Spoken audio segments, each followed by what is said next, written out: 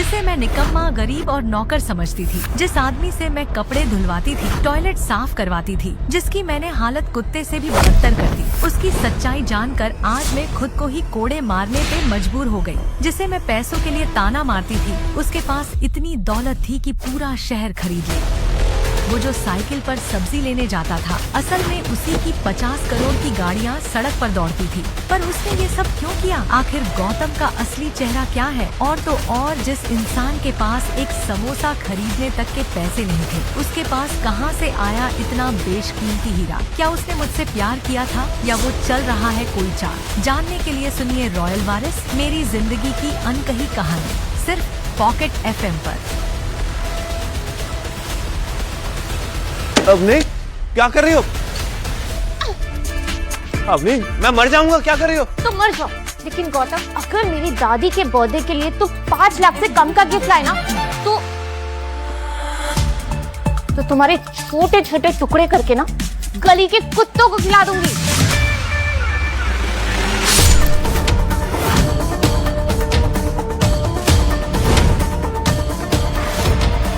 Thank God, आज तो बच गया। अवनी, तुम फिक्र मत करो, मैं ऐसा तोहफा लेके आऊंगा कि दादी के हाथ तुम्हारे भी होश उड़ जाएंगे। I promise। Exactly। और अगर ऐसा नहीं हुआ तो ऐसे ही होगा।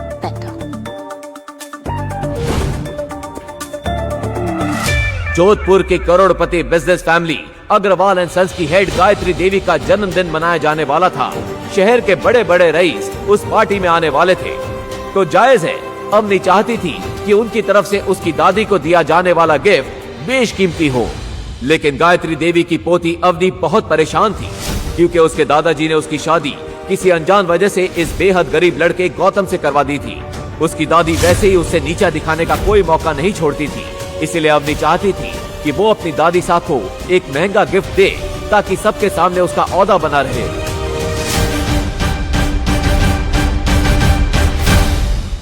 गायत्री देवी के गिफ्ट के बारे में सोचता हुआ आगे बढ़ ही रहा था कि अचानक पुलिस की टीम ने आकर उसे घेर लिया। धर लिया रे इस चोर ने। चोर?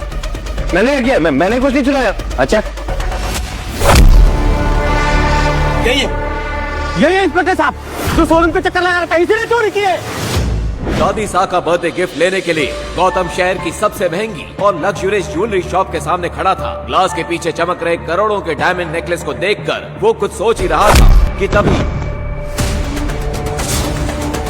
ओ भिखारी की औलाद, क्या देख रहे हैं आप? यहाँ पे एक एक जेवर 5 लाख से शुरू होती है। तेरी औकात है क्या यहाँ पे? चल भाग यहाँ से। सिर्फ देख ही तो रहा हूँ, देखने के पैसे लगते हैं क्या? तेरी औकात है क्या देखने के? चल निकल।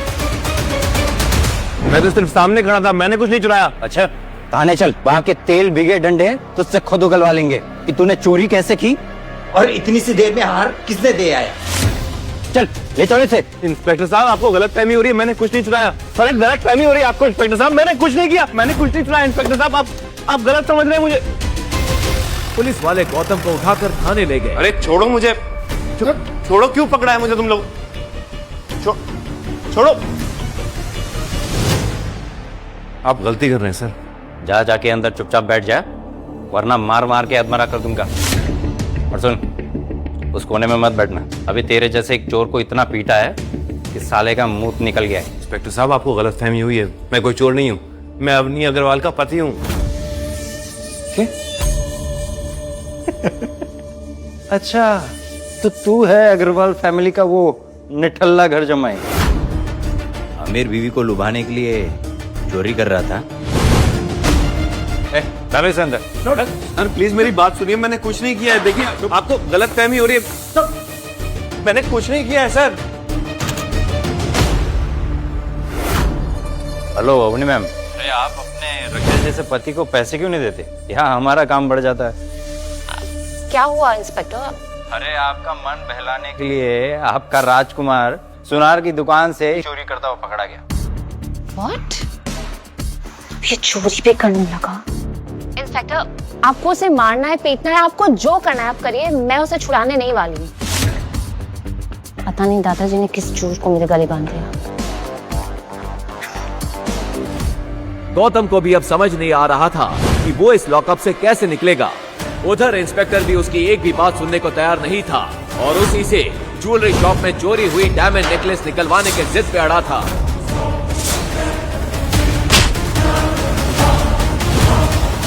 चोरी करता है। इंस्पेक्टर एक मोटा डंडा लेकर गौतम को पीटने के लिए बढ़ा, तभी पीछे से एक कड़क आवाज आई।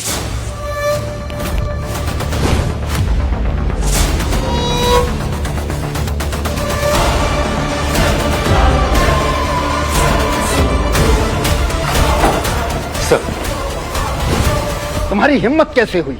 लगता है अपनी नौकरी और इस वर्दी से नफरत होने लगी है।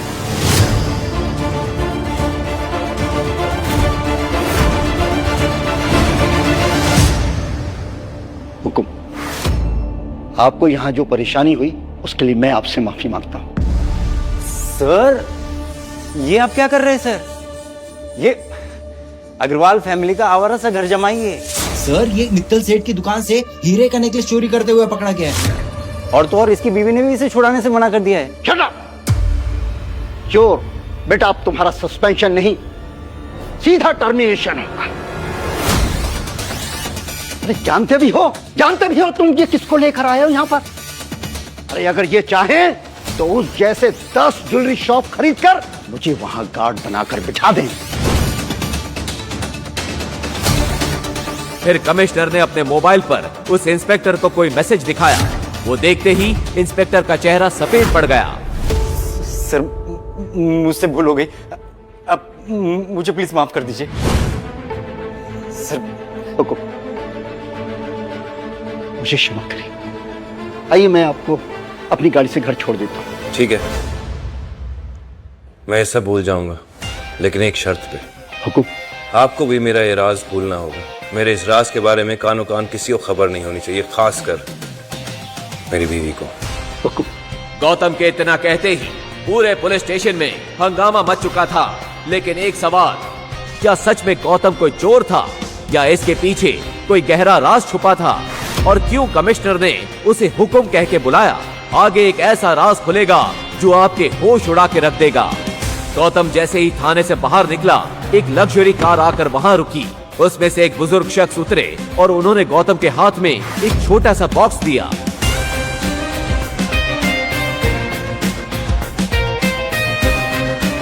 गौतम जल्दी जल्दी अवनी की दादी सा गायत्री देवी के बर्थडे वेन्यू पर पहुंचा। अवनी ने उसे देखा तो चौंक पड़ी।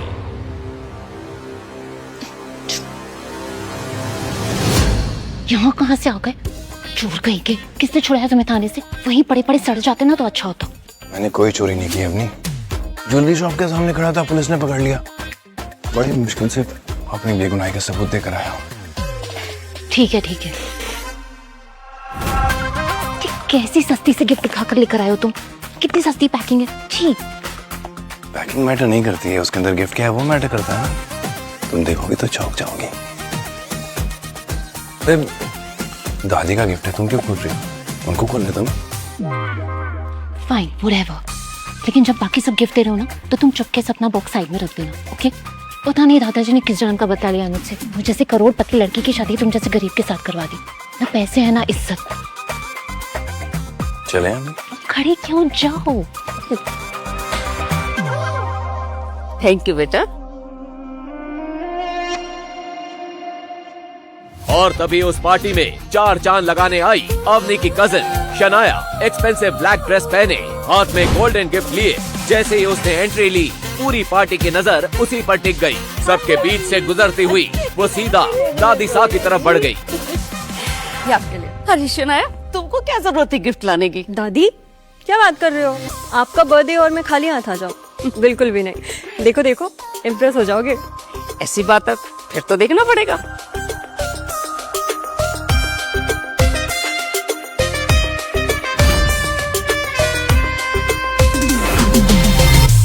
डायमंड पेंडेंट, इतना चमकीला हीरा अपनी 75 साल की उम्र में तो मैंने पहली बार देखा है।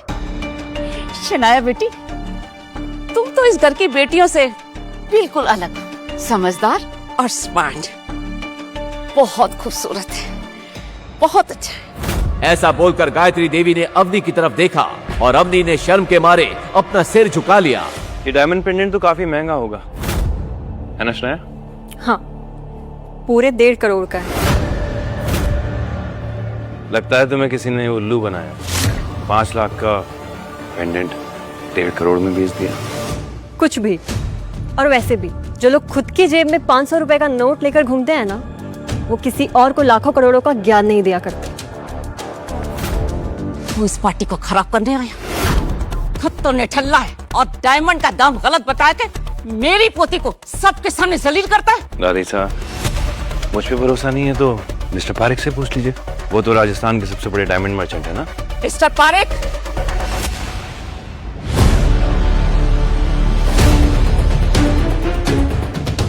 देखिए और दाम बताइए।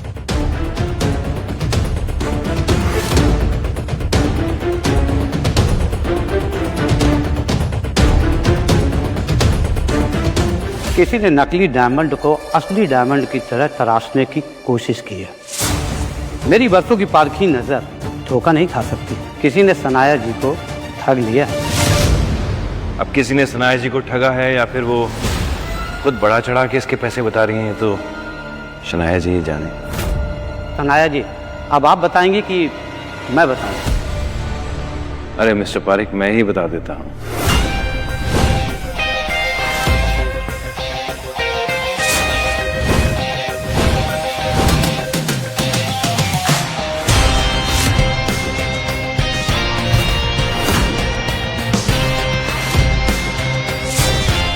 सॉरी, तुम्हारा पेंडेंट डायमंड का नहीं, कांच का है।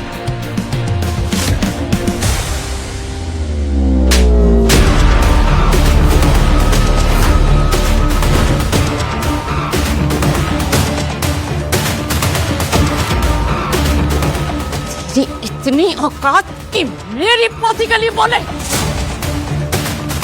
तू क्या गिफ्ट लेके आया डिठल्ले, वो बता।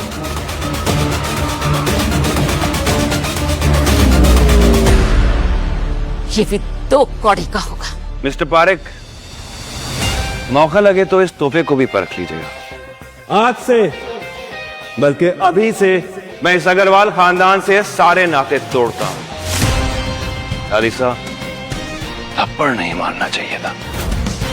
जिस कुत्ते को आपने 2 साल तक पाला, वो आज ये घर छोड़ के जा रहा है। लेकिन एक दिन आएगा कि आप खुद अपने घुटनों के बल बैठ के माफी मांगेंगे, तब बात करेंगे।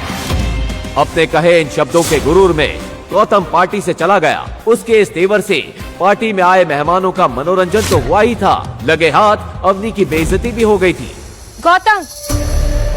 लेकिन गायत्री देवी को पहली बार गौतम की बातों में एक रॉयल अंदाज दिखा था।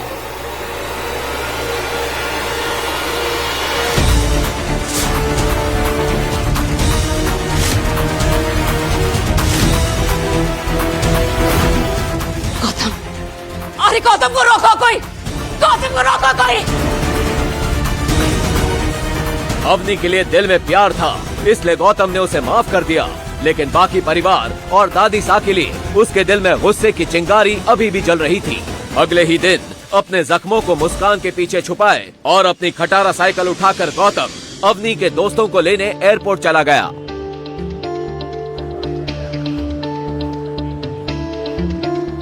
ले लैंड करे 20 मिनट हो चुके थे। अवनी के 2 दोस्त एयरपोर्ट पर गौतम का वेट कर रहे थे। यार दिया, क्या हुआ तेरे उस फ्रेंड के पति का? देखना अभी तक आया नहीं। आई नो, आता ही होगा। यू नो, मेरी फ्रेंड है ना अवनी, वो बहुत अमीर है। 12 to 15 तो उसके पास कार्स है। चूज ही नहीं कर पा रही होगी कि आज कौन सी लेके जाए। तभी वहाँ खुद अवनी कैब से आ पहुंची। Hi, how are you? Good, and I'm so sorry I'm late. Gautam, एक minute, I'll just call him. Hello Gautam, कहाँ हो तुम? तुम्हें यहाँ मुझसे पहले होना था ना? बस अपनी में आ ही गया। और क्या हुआ? तुम ऐसे हाफ क्यों रहे हो? हाँ, पहुँच रहा हूँ। जल्दी आओ। He's just coming. अभी आ रहा है।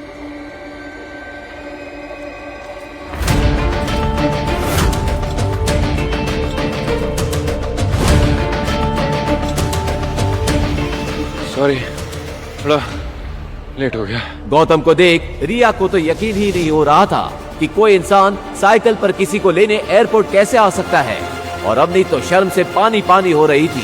शी अवनी, तेरा ये भिखारी पति अभी तक भिख मंगा है, हमें एयरपोर्ट पे लेने अपनी खटारा साइकिल पे आ गया। छी, ये अवनी का पति है। मुझे तो लगा कोई भिखारी है। ये साइकिल वही थी जिससे गौतम दूल्हा बनकर अपने ससुराल में आया था, और जिसे देख सब हंस हंस के लोटपोट हो गए थे।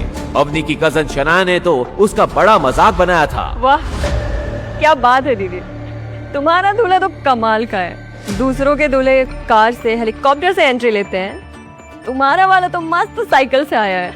अवनी, अभी भी समय है, भाग जा इस शादी से, वरना आज तो तेरी फैमिली तुझ पे हंस रही है। कल को ये पूरा शहर इस बात का मजाक उड़ाएगा कि इतनी खूबसूरत और करोड़पति पत्नी का पति एक भीख मंगा है।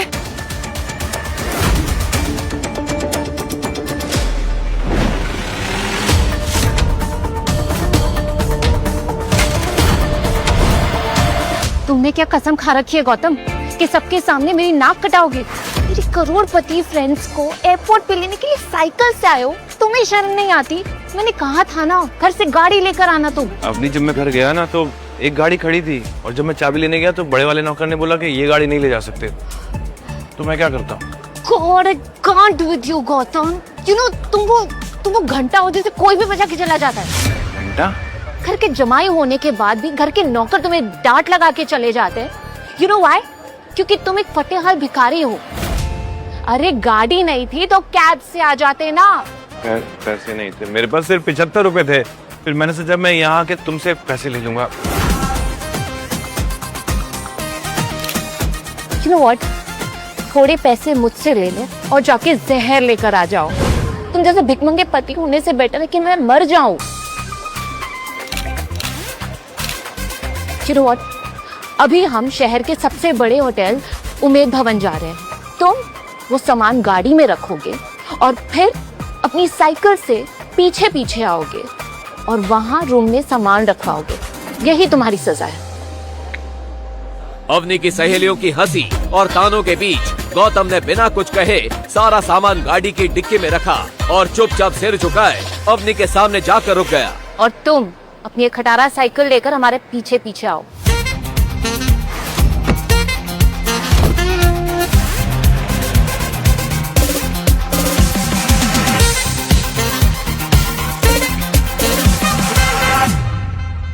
अवनी की फ्रेंड रिया और उसकी फ्रेंड्स उस होटल के रिसेप्शन पर पहुंचे। उसे देख होटल का मैनेजर पूरे अदब के साथ बोला, खम्मा खड़ी मैडम, बताइए मैं आपके लिए क्या सेवा कर सकता हूँ? मुझे आपके होटल में एक कमरा चाहिए आज के दिन। एक minute madam. I am sorry madam, दरअसल खुद सीएम साहब अपनी पार्टी के लोगों के साथ यहाँ पर रुके हुए हैं, तो हमारे पास कोई भी रूम खाली नहीं है। क्या? मैं आपको 10 गुना ज्यादा पैसे देने के लिए रेडी हूँ। आप प्लीज एक कमरा अरेंज करके दीजिए। सिर्फ आज नहीं, अगले 3 दिनों तक हमारे पास कोई भी रूम खाली नहीं है, क्योंकि सीएम साहब अगले 3 दिनों तक यहाँ पर रुके हुए हैं। आप जानते हैं मैं कौन हूँ? देखिए, आप कुछ भी करिए और मेरे फ्रेंड्स को एक कमरा अरेंज करके दीजिए please. I am sorry madam, जब तक सीएम साहब यहाँ पर रुके हुए हैं मैं आपको रूम अरेंज नहीं कर पाऊंगा, तो प्लीज आप किसी दूसरे होटल में मैनेज कर लीजिए। क्या यार रिया, तू तो बहुत बड़ी बड़ी बातें बोलती थी अवनी के बारे में कि इस शहर के सबसे बड़े खानदान से है, और ये क्या, एक रूम तक अरेंज नहीं कर पाई? हाँ यार अवनी, मुझे सच में लगा था तू है तो सब सही होगा, लेकिन ये क्या? I am sorry guys, trust me, अगर ये सीएम का इशू नहीं होता ना तो हम इसी होटल में रुकते। ये लोग पास में एक डेन है। वेल, इस होटल जैसा तो नहीं है पर वो भी काफी अच्छा है। Let's go there please. Let's go. वो कुछ कदम आगे चले ही थे कि गौतम वहां आ पहुंचा। सॉरी, ओ देर हो गई, सॉरी, बहुत लंबी चढ़ान आ गई थी। तुम लोग अभी तक चेक इन नहीं किया? क्या हुआ, सब ठीक तो है ना? सब ठीक कैसे होगा? मेरे दिन की शुरुआत तुम्हारी शक्ल देखकर जो होती है, जब से तुम आए हो ना कुछ सही नहीं है। आज तुम्हारी जगह इस मैनेजर से शादी कर ली होती तो आज कुछ जुगाड़ हो जाता। अरे सर, सर आप यहाँ?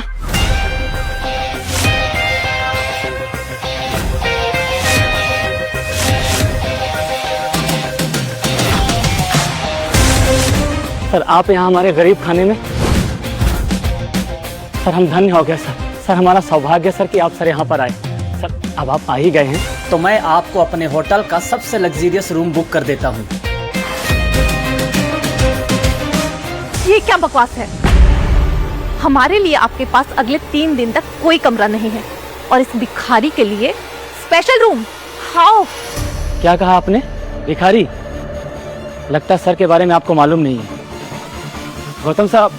और इससे पहले कि वो मैनेजर आगे कुछ कहता कि अंदर खबर फैल गई। जैसे ही अंदर खबर फैली कि गौतम उमेद भवन में आया है, अंदर से राज्य के सीएम गौतम सर अपने सभी नेताओं के साथ बाहर आए और फिर जो हुआ उसे देखकर तो अवनी, रिया और उसकी सहेलियां लगभग बेहोश हो गईं।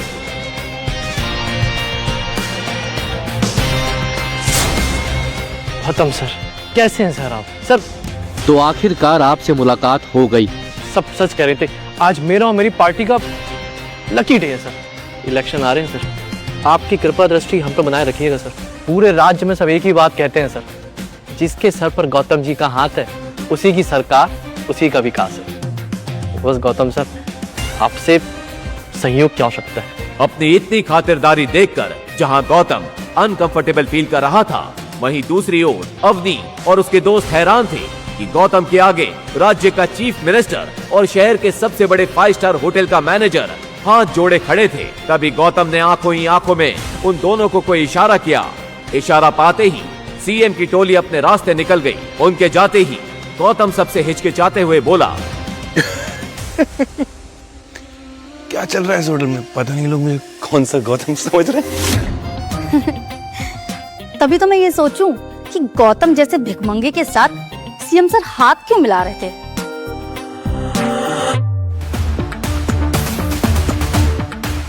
गौतम ने अवनी का हाथ थामा और उसे अपनी गिफ्ट की तरफ ले गया। जैसे ही अवनी की नजर अपने गिफ्ट पर पड़ी, उसके होश उड़ गए। रात के अंधेरे में चमक रही एक नई लग्जरियस कार को देखकर उसे एक पल के लिए भी अपनी आंखों पर भरोसा ही नहीं हुआ। ये तो इम्पोर्टेड है और मैंने सुना है ये कार इंडिया में चंद अमीरों के पास ही है और इसकी कीमत 50 करोड़ है। मैंने कल ही न्यूज में सुना। गौतम, तुमने किसी के साथ फ्रॉड किया है क्या? या तो हमारी कंपनी में पैसों का घोटाला किया है? सच सच बताओ गौतम। क्या गौतम ने सच में चोरी की या सच कुछ और ही है? किसका कॉल आया था गौतम को? ये गौतम का वो सच था जो चाहकर भी अवनी को फिलहाल नहीं बता सकता था। अब वो एक्चुअली ये गाड़ी में अपने दोस्त से उधार मांग के लाया हूँ। तुम्हारा बर्थडे है ना आज, तुम्हारे लिए इतना तो कर ही सकता हूँ। तुम कहो तो हम दोनों ड्राइव पे चलें। ड्राइव? My foot! अब तुम इतना गिर गए गौतम। पहले तुम भले 50 रुपए की गिफ्ट लाते थे, लेकिन अपने पैसों की लाते थे।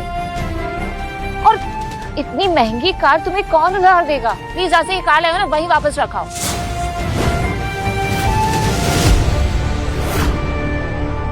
ये परफेक्ट मौका है अवनी को नीचा दिखाने का, और ये मौका मैं खुद गौतम ने लिया है।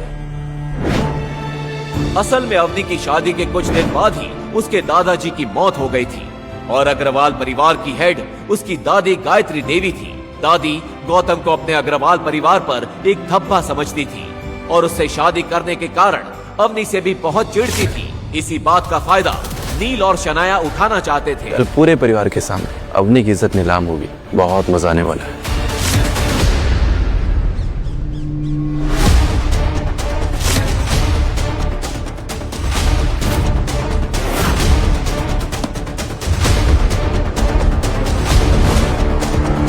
हमारे घर पुलिस?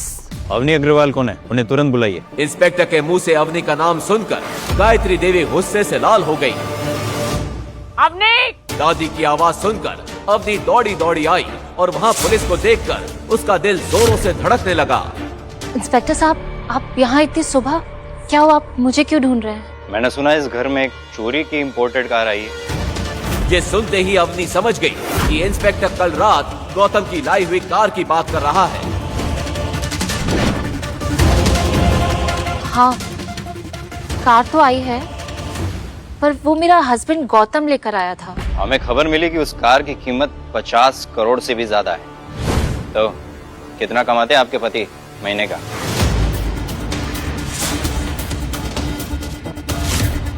वो लुच्चा 2 कौड़ी का घर जमाई अब चोरी भी करने लगा। अग्रवाल परिवार के मुंह पे काला पोत दिया तुम दोनों पति पत्नी ने मिलकर। इंस्पेक्टर, इसका पति अनपढ़ है, कुछ करता धरता नहीं है। तो ऐसे बेरोजगार फटीचर और अनपढ़ आदमी के पास 50 करोड़ की कार कहां से आई? वो अपने दोस्त से उधार मांग कर लाया था। क्या कहा? उधार? ऐसा उस फटीचर का कौन सा दोस्त है जिसके पास 50 करोड़ की कार है? अगर है भी तो इतनी कीमती कार कौन किसी को उधार देता है? तो उसका नाम बताओ उस अमीरजादे का जिसने 50 करोड़ की कार उस 2 कौड़ी के आदमी को उधार दे दी। दादी की ये बात सुनकर अवनी के पैरों तले जमीन खिसक गई। वो समझ गई कि गौतम ने जरूर कोई गड़बड़ की है। आज तक अवनी ने इतना गिरा हुआ महसूस नहीं किया था। उसका नाम, उसके दोस्त का नाम मुझे नहीं पता। तो फिर जाइए, अपने पति को बुलाइए। शेरा, जाओ जाके उसको ढूंढ के लाओ।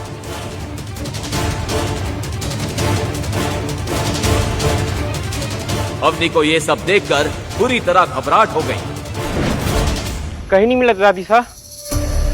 इंस्पेक्टर साहब, मुझे तो लगता है ये दोनों पति पत्नी मिलकर चोरी का काम करते हैं। अग्रवाल परिवार के नाम पर ये लड़की कलंक है। इंस्पेक्टर, लेके जाइए इसे, और जब इसका भीख मंगा पति आएगा तो मैं खुद उसे थाने लेके जाऊंगी। कांस्टेबल, ले चलो इन्हें। नहीं दादी, प्लीज इंस्पेक्टर साहब मेरी बात सुनिए। मुझे कुछ नहीं पता है, मैं चोर नहीं हूँ। आपको जो भी कहना है पुलिस स्टेशन में आके कहिएगा। ले चलो। प्लीज प्लीज दादी। अवनी की ये हालत देखकर नील और शनाया हंस रहे थे। उनके चेहरे की खुशी देखकर अवनी समझ गई कि ये सब उन लोगों का ही किया धरा है। लेकिन उन लोगों से ज्यादा गुस्सा उसे गौतम पर आ रहा था।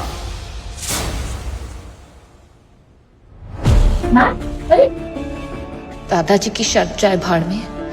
इन सब जंजाल के खत्म होते ही मैं गौतम को तलाक दे दूंगी। तभी कांस्टेबल ने अपने कंप्यूटर पर कुछ ऐसा देखा जिससे उसके चेहरे का रंग उड़ गया। वो तुरंत इंस्पेक्टर के पास दौड़ा और उसके कानों में कुछ फुसफुसाया। ये सुनकर इंस्पेक्टर खुद तेज कदमों से कंप्यूटर की तरफ बढ़ा और जो उसने देखा उसके होश उड़ गए।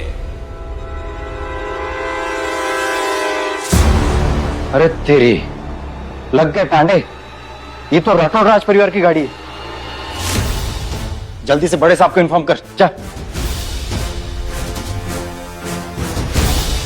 अब तो तुम भगवान को याद करना शुरू कर दो। राठौड़ राज परिवार की पूरे राजस्थान में बहुत इज्जत थी। उन लोगों का नाम सुनकर अवनी के पसीने छूट गए। राठौड़ राज परिवार, और अब तक एक भी कंप्लेंट नहीं। लगता है अग्रवाल फैमिली का वक्त आ गया है। वहीं दूसरी ओर गौतम जब घर लौटा तो अवनी को ना देखकर उसे अजीब लगा। ये अवनी कहाँ चली गई? आज मुझे ऑफिस पहुंचाने के लिए भी नहीं बोला, फोन भी नहीं लग रहा है, कहाँ जा सकती है? इसी अफरा तफरी के बीच नील अपने नए अंदाज और शातिर मुस्कान के साथ वहां पहुंचा। उसकी आंखें सीधा गौतम पर टिक गईं, जैसे किसी शिकारी ने अपने निशान को पहचान लिया हो। अरे गौतम, क्या हुआ? अवनी को ढूंढ रहे, लेकिन उसे तो पुलिस पकड़ के ले गई है।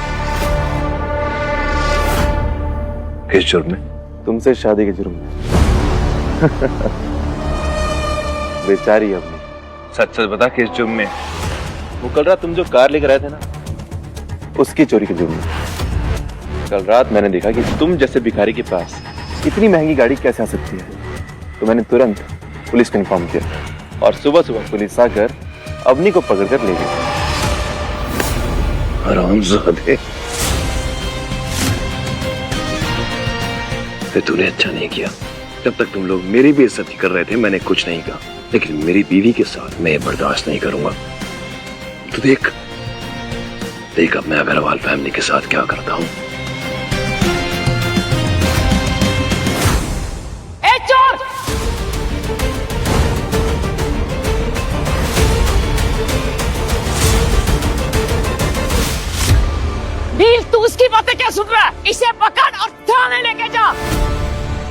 इसने हमारे परिवार को कहीं का नहीं छोड़ा है। हाँ चलो सब चलो। तुम लोगों को भी अंदाजा होना चाहिए कि अवनी के साथ ये सब करके तुम लोगों ने कितनी बड़ी गलती करी है। और दादी साहब नील और शनाया को साथ लेकर पुलिस स्टेशन की तरफ निकल गई, जहां सच और साजिश दोनों उनका इंतजार कर रहे थे। अरे बाप रे, तुरंत अवनी मैडम को छोड़ो। हे भगवान, उन भाई बहन और उस बुढ़िया की बातों में आकर हम कितनी बड़ी भूल कर बैठे। अरे चीफ मिनिस्टर साहब का फोन था, अवनी मैडम की गिरफ्तारी पर पूरे थाने को सस्पेंड कर दिया गया है। अवनी मैडम, हमें माफ कर दीजिए मैम, अब चीफ मिनिस्टर साहब से कहकर हमारी नौकरियां बचा लीजिए, नहीं तो हमारा परिवार भूखा मर जाएगा। मैडम माफ कर दीजिए। अब इंस्पेक्टर साहब, मैं कैसे कर सकती हूँ? मैं चीफ मिनिस्टर को जानती भी नहीं हूँ। अवनी मैडम, शायद आप नहीं जानती होगी, पर आपके पति जानते हैं। चीफ मिनिस्टर साहब ने खुद कहा कि आज वो जो कुछ भी है सिर्फ और सिर्फ आपके पति की वजह से। मैम, मुझसे बहुत बड़ी भूल होगी, प्लीज माफ कर दीजिए। अपने आप को मार रहे तो माफ कर दीजिए मैम, माफ कर दीजिए। अभी ये सब बात चल ही रही थी कि नील गौतम के साथ थाने पहुंच गया। उनके साथ दादी साहब भी थी। ये सब क्या हो रहा है? अरे इंस्पेक्टर, मैं चोर जमाई को पकड़ के लेकर आई हूँ, देखिए। इंस्पेक्टर की नजर जैसे ही गौतम पर गई, वो चौंक गया और गौतम के सामने जाकर झुक गया। आप छोटे हुकुम, आप छोटे हुकुम ऐसे? ओ इंस्पेक्टर, चोर को हुक्म क्यों कह रहे हो? अरे चुप कर बुढ़िया, मैं एक बार चीफ मिनिस्टर साहब के यहाँ पर सिक्योरिटी में लगा था, तो मैं इससे मिल चुका हूँ। जमाई जी, जमाई जी, जमाई जी। और तभी वहां भागती हुई अवनी की दादी गायत्री आ पहुंची। उनके हाथ में अब तक गौतम का दिया हुआ गिफ्ट था। जमाई जी, हमें माफ कर दीजिए, हमसे बहुत बड़ी भूल होगी। हमारे घर में हीरा था और हमने उसकी कदर नहीं की। जब तुम्हारा तोहफा देखा तब मुझे समझ में आया कि हम कितने बड़े बेवकूफ थे। तुम्हारा तोहफा करोड़ों रुपयों के हीरे जवाहरात से भी ऊपर है। हमसे बहुत बड़ी भूल हो गई, हमें माफ कर दो। जवाई जी, हमें माफ कर दो।